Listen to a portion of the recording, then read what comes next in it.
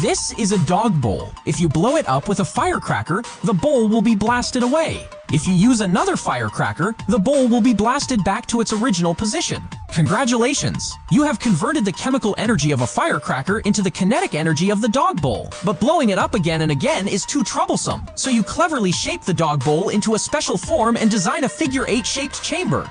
The inner wall of the chamber fits perfectly with the new dog bowl. Now when you use a firecracker to drive the bowl, it will rotate in a regular way under the constraint of the chamber. Throwing firecrackers every day is obviously not scientific, so you open an intake port at the upper left of the chamber and an exhaust port at the lower right. You also install 2 spark plugs on the right side of the bowl. Now the real mechanical magic begins.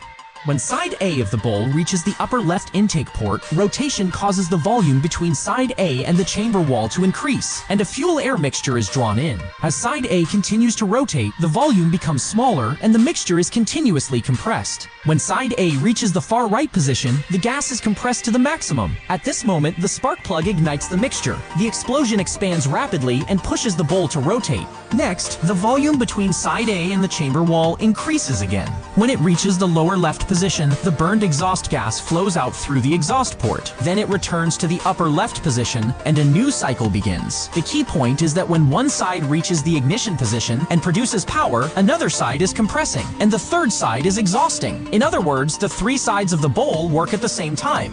One side intakes air, one side compresses and produces power, and one side exhausts. There is always one side being ignited, which allows continuous power output. If you install an internal gear ring and an output shaft at the center of the bowl and connect them through an eccentric gear, then when the bowl rotates once, the output shaft rotates 3 times. This produces 3 power outputs from 1 rotation and greatly increases the usable power. Congratulations! You have invented the rotary engine.